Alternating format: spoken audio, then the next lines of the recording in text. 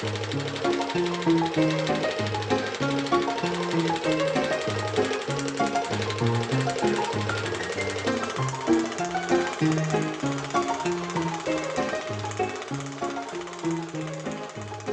this is Matinees on Main Street, and my name is Alan. This is a podcast about the history of the movies from the beginning. This podcast is about the people who started the movies, those who made them, those who show them, and those who watch them. We're up to episode 7.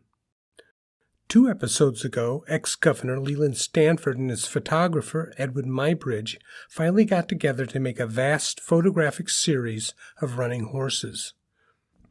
In today's episode, Muybridge, who's a diligent promoter of his own photographic work, will start promoting these pictures in a novel way, and along the way will take a few diversions, as his work will lead to a small number of important meetings.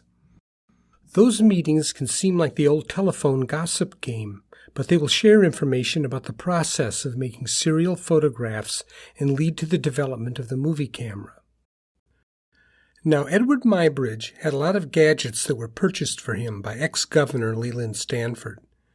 These included 24 box cameras and a large number of lenses. He also had a large number of glass plates, chemicals, and other electrical gadgets. When all of this was added up, Stanford had spent well over $40,000 on this project, and that's in 1878 currency. Muybridge also spent a good portion of 1878 as well as 1879 taking pictures of horses and other animals. Even though he lacked the basic education of a physiologist, he now seems to have found a new calling. Besides his newly found interest in animal locomotion, he continued to exhibit his photographs with the San Francisco Art Association. He also offered his horse photographs on photo cards with the sequential images printed on them. When Scientific American magazine first wrote about his photographic experiments, someone on the staff suggested that a reader could insert these sequential images into a zoetrope. That's the cylindrical children's toy that had illustrated images placed on the inside of a cylinder. The images could look like they were moving if you spun the toy and watched these images through the accompanying slots. By the spring of 1879, around the time that Muybridge was about halfway through his movement studies, he started to include a magic lantern in his occasional lectures. To quote the Alta California newspaper, "Horses of life size were represented running, trotting, and jumping. Men, deer, bulls, and dogs ran with all the motions of life. Horses were shown running past each other in different directions, and other wonderful and ludicrous movements were exhibited. Mr. Muybridge has laid the foundation of a new method of entertaining the people, and we predict that his instantaneous photographic magic lantern zoetrope will make the rounds of the civilized world." That was very prophetic of the newspaper. Before we go any further in this new stunt of his, it's probably a good time to discuss magic lanterns and zoetropes. They're not the same thing. Still, it's Muybridge's photographs that had brought together this imaginary marriage of these two toys of the 19th century. At the beginning of the century, the magic lantern was a bit of a child's toy, although it would soon grow past that. It seems to have been around since the 1600s or so, and some movie history books explain how it was used as an adult novelty. People would hold phantasmagorias, which is a kind of a slideshow featuring images of ghosts and witches. Its limitations only allowed a small audience for any given show. If you want to think about what a magic lantern is like, in a nutshell, it was a PowerPoint projector, only instead of business and sales statistics, it was used to entertain. Of course, you needed a good presenter, and instead of watching slides of current safety statistics or key points concerning investments, you watched illustrations. Obviously, in those days, none of this was electric or computerized. The machine was much bigger than a modern projector, and it used large glass slides rather than computer-generated images. The special thing about these slides was that they could be animated in a very simple way. Some slides could show movement through small levers built into their side. These slides were also painted in transparent paint, so the images were very bright and colorful. By the late 1800s, magic lantern lecturers and entertainers would use multiple machines to create their images of movement. And like all projectors, the magic lantern needed illumination. Obviously, before Edison gave us the light bulb, the magic lantern was lit by much less intense sources. Back in the 16 and 1700s, these machines were lit by candles or sunlight. The sunlight process was particularly unstable as it had to be supplied through mirrors. That could make it fairly bright on a really sunny day, but the sun also moves, so these shows were fairly short. Candles were dimmer than sunlight, but they used reflectors and could focus the light. It seemed that in those years, the show's novelty soon wore off and became just enough of a disappointment that it was relegated to entertaining children. This changed during the 1830s and 40s, when gas lines started to illuminate cities and towns. It's at that time that the professional magic lantern shows started to appear. It was the beginning of the Victorian age, and Victorian culture believed in moral and educational advancement. This meant that the magic lantern demonstrations were no longer about fairy tales or ghosts, but about education, geography, religion, and literature. This attitude would follow the magic lantern right into the movie industry. Magic lantern shows started to become popular in America after the Civil War. America's rising middle class was making uplift entertainment quite popular. This included the Chautauqua tent shows, traveling preachers, lecture tours, and scientific talks by experts. The uplifters' version of the magic lantern fit right in. But moral uplift was not the only entertainment that the magic lanterns provided, as they also fit much less noble enterprises, such as circuses, amusement parks, and kiddie shows. The world of the professional magic lantern operator grew to be quite complex over the latter decades of the 19th century. While there were many lantern operators who continued to show glass slides with one machine, there were those who were turning their presentations into something like a multimedia experience. These were the people who liked the challenge of creating bigger and better shows by adding more machines, better and more expensive slides, and even customizing their magic lanterns in some way similar to what Muybridge was doing. Blending images from multiple lanterns became a novelty, and those who did it well could create the illusion of movement simply by switching from one to another slide as quickly as possible. It's the cutting-edge innovators of the magic lanterns who whetted the appetite of the public for moving images in the years before Edison and the Lumieres. As a novice lecturer of animal movement, it would have been natural for Muybridge to use the magic lantern to project his images upon a screen. He was considered informative and rather witty. So the portion of his show where he spun his animated discs was both a novelty and quite a charm to his audiences. He did this by building an attachment that spun a disc with sequential images on it. Like a zoetrope, he also had a spinning disc of slots that was needed to see motion in moving images. Originally, scientists conceived of zoetropes and phenakistoscopes as a way of studying the eye and vision at the beginning of the 19th century. The toys date back even farther, but it was the growing desire to understand the way the eye interpreted vision that drew scientists to the phenakistoscope. At the time, the images were usually hand-drawn and looked more like animation. One eccentricity of this process was that the images had to be separated in some way. In other words, you had to be able to see each image separately, even if it was faster than you could recognize it. They also had to be sequential. Fail to do that, and what you saw was a blur.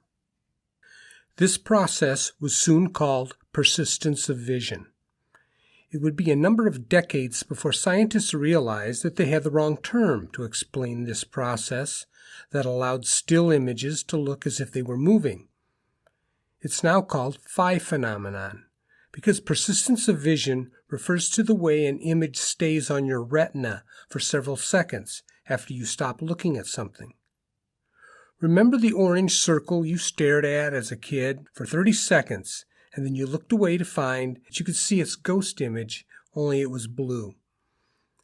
That's persistence of vision, but it doesn't explain why a sequence of images need to be displayed separately. The mechanics behind creating the phi phenomenon effect is at the heart of the moving picture camera and projector. Now back to the zoetrope. There were a number of different optical toys on the market at that time, and they displayed and separated their images in different ways.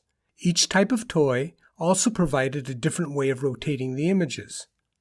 The first vision toy was probably the phenakistoscope. One that is best remembered and also has the simplest name was zoetrope. The phenakistoscope looks like a rotating paper fan on a stick, but the zoetrope was a large spinning tube with slits cut into it. Through those slits, you could view the images of the opposing side of the cylindrical wall. There was also a toy that used mirrors to reflect the images and was known as a praxinoscope. That machine also had an influence on Muybridge.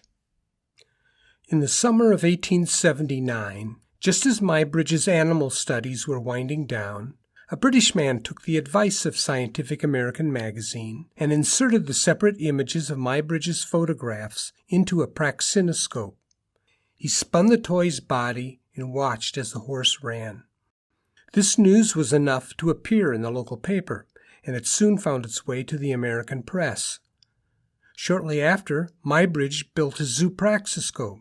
But just so you're not fooled by the name, Muybridge's machine was not a mirrored zoetrope, as was the praxinoscope, but a full-blown magic lantern. By 1880, Muybridge did occasional lectures along the West Coast, usually in the San Francisco area. Now, in the following summer, Leland Stanford and his wife traveled to Europe.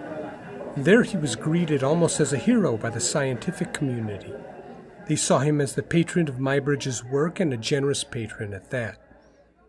This becomes a puzzling point of view. Many people believe that Stanford was primarily Muybridge's sugar daddy, and that the creative solutions in seeking the horse photographs came from Muybridge. Stanford even made a comment to Muybridge that if he put his mind to it, he might find the solutions to tackle the issues that existed due to the limitations of the early camera. But this comment doesn't mean that Muybridge did all his problem-solving himself, and it's possible that Stanford contributed to their solutions. I think his contributions to this project were greater than just money and horses. He was the one who wanted to pursue the photographing of horses, and it was possible that he also helped Muybridge in solving some of these problems.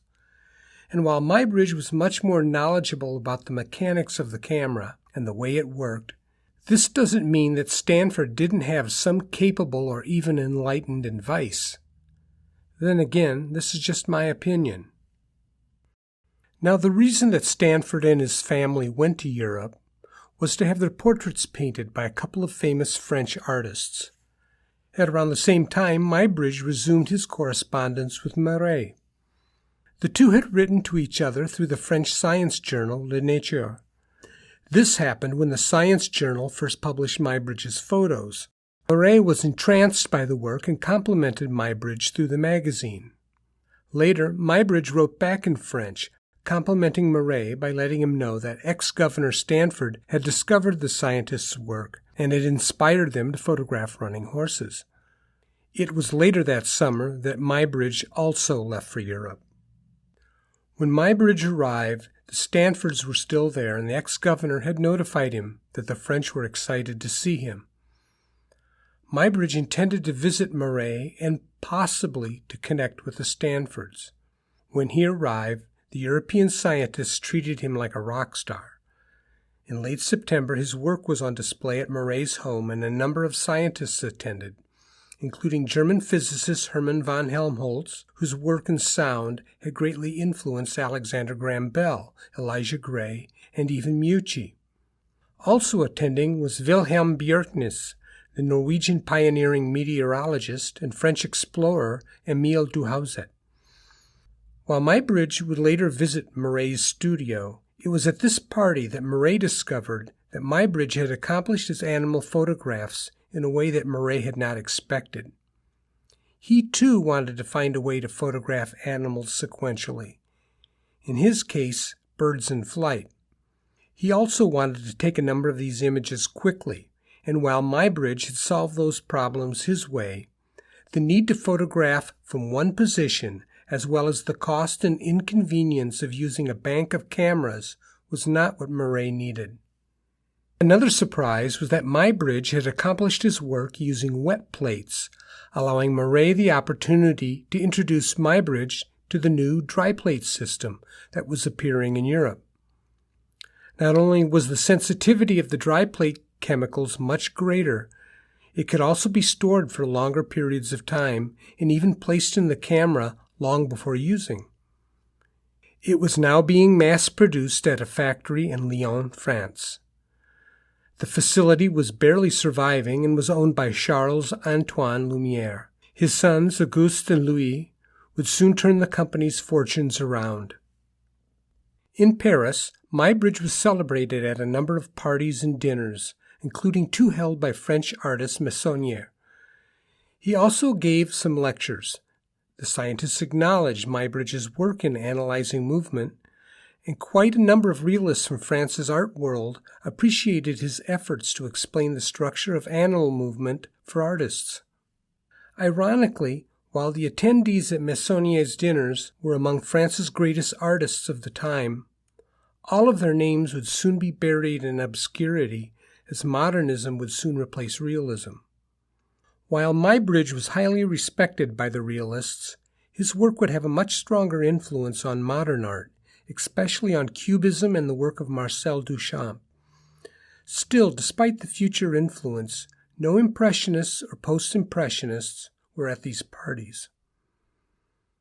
Afterwards, a great falling out seems to have happened between Stanford and Muybridge. It's generally believed that Stanford was jealous of all the attention that Muybridge received. Meissonier had painted Stanford's portrait, so having the great artist fawn over Muybridge might have bothered him. It's also possible that Stanford and Muybridge were to meet at some point during the trip. Stanford may simply have been insulted by his lack of social obligation. Regardless of Stanford's motivation, their relationship turned cold, and they would never work together again.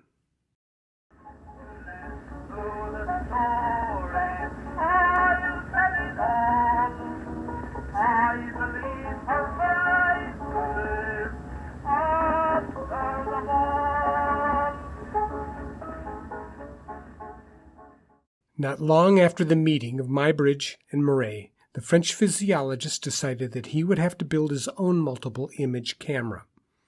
He definitely had the mechanical aptitude to do so. He also had a machine to model it on, French astronomer Jules Jansen's photographic revolver.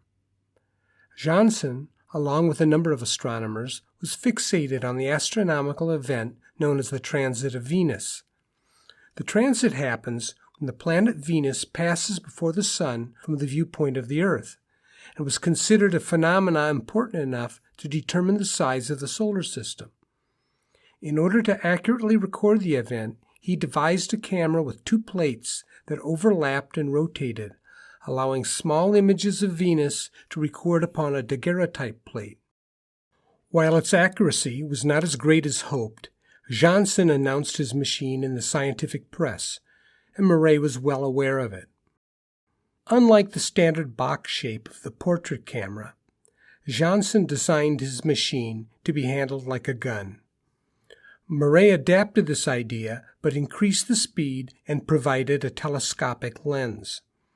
The fusil photographique, or photographic gun, also featured a stock for resting the camera against the shoulder and a trigger which activated the photographic mechanism.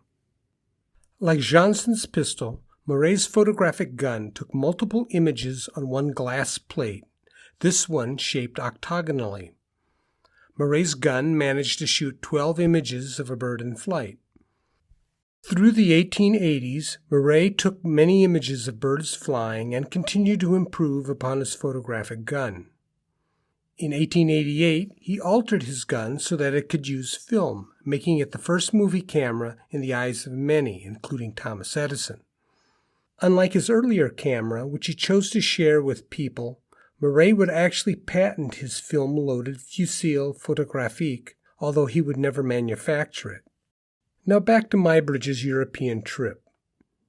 After his days in Paris, he showed his photographs in England and again was treated like a star.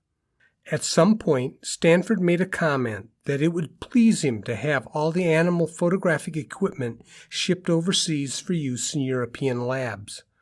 Who would take the bait? I don't know. Marey was already on record as saying that he didn't want to use Muybridge's and Stanford's process. Then, in 1883, Stanford and Dr. Jacob Stillman, Stanford's own personal physician, wrote a book on horse motion, illustrated with a number of Muybridge's photographs.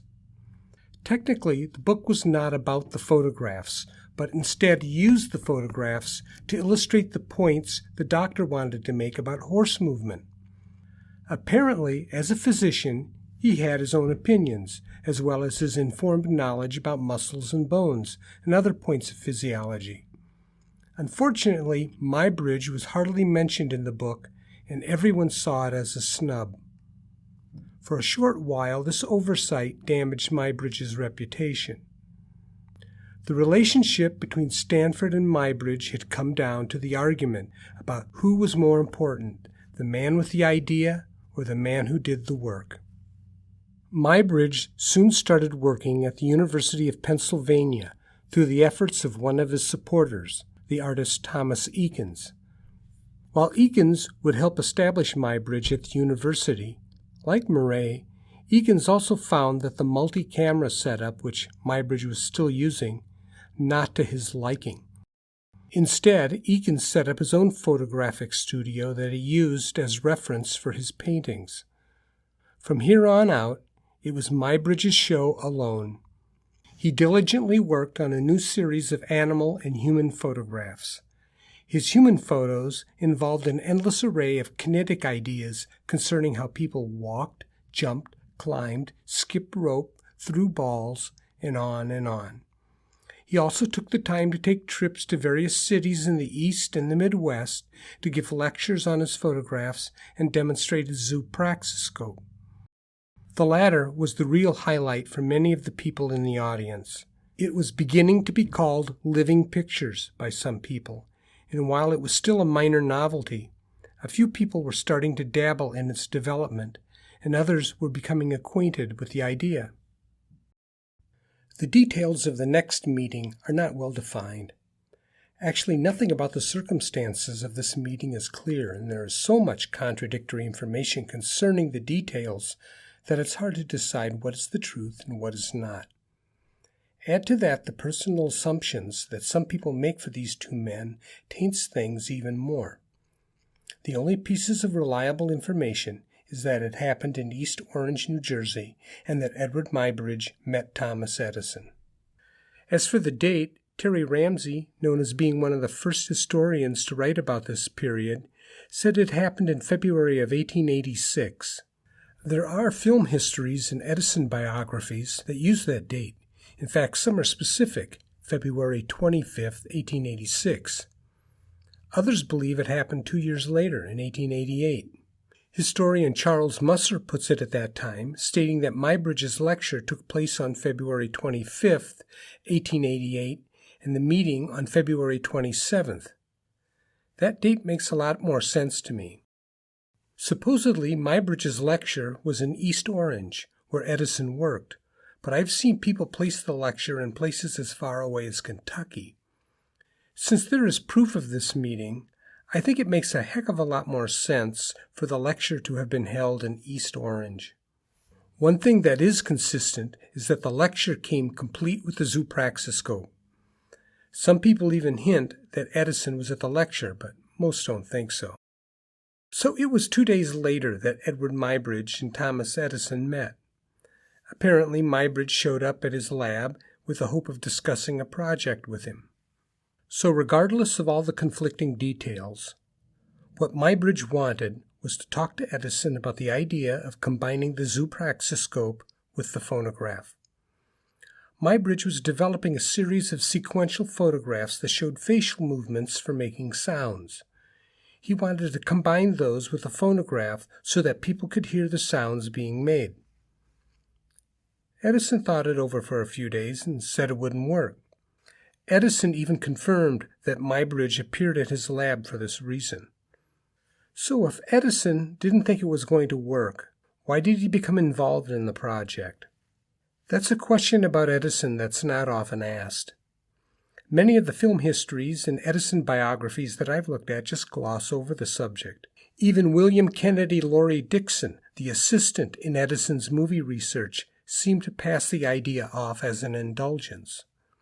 He saw Edison's stray thinking on the subject as a few secondary flights of fancy. Edison had solved the issues involving the electric light, the telegraph, the telephone, and the phonograph. He was always willing to daydream on some scientific concept. Still, one source does suggest that at least one of Edison's investors seemed to have prodded the inventor with this idea. You see, at the time, Edison was marketing his phonograph in competition with the Bell's graphophone. Edison had improved his design and the machine was selling on, quote, a solid financial and social basis, as Dixon said. With the investors now pushing for even more improvements, it was suggested that a visual version of the phonograph might be a great machine to sell. Edison would pursue combining sound and vision for the next 2.5 decades. But at the same time, Edison had taken on a new cause. The East Coast mining industry was suffering as the iron deposits were running low. Much of the business had been picked up by the iron mines in Michigan and Minnesota.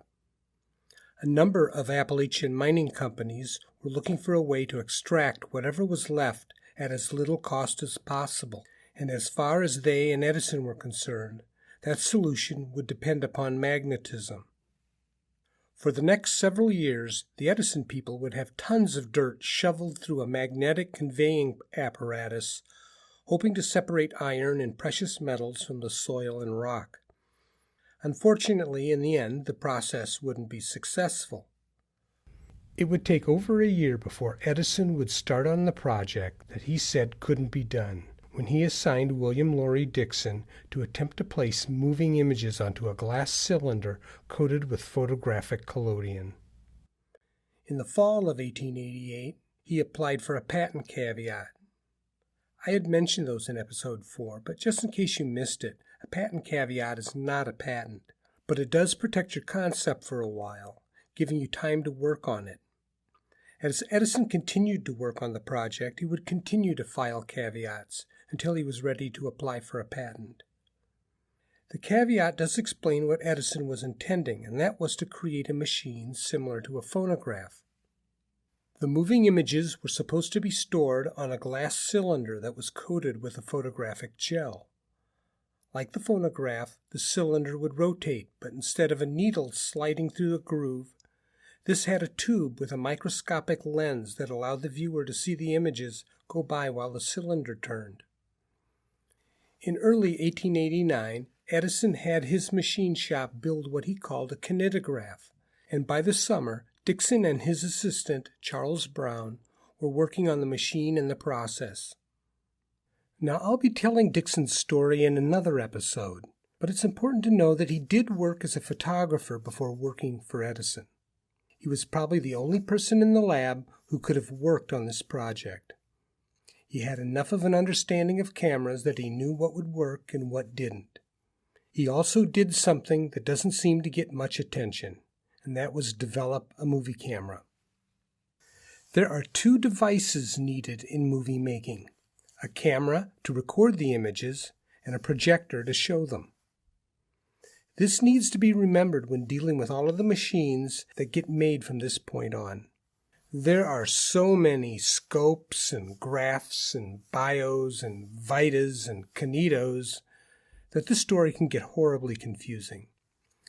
The fact that Edison called this machine a kinetograph is not helpful because he'll use that same name on another machine.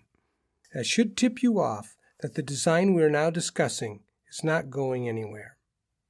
But just to let you know, every viewing machine that Edison would design was called a scope, and every camera that he designed was called a graph. This latest machine that he was building would use sheets of celluloid with images already stored upon them, and that sheet would be wrapped around the glass cylinder. The first test film made on this machine would be known as monkey shines. What camera was used is not known, although mention has been made that a picture-taking machine was built that was the reverse of the viewing machine. During that same summer, Paris was having what could be called a World's Fair, although the French called it the Exposition Universelle. It was the fourth such fair for the Parisians. These fairs had been appearing off and on since England held the Great Exposition in London in 1851. The 1889 Exposition Universelle was famous for giving the world the Eiffel Tower.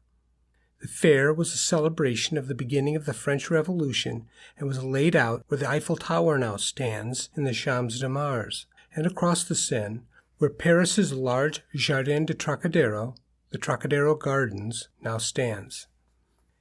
Edison had a very large and elaborate exhibition at the fair.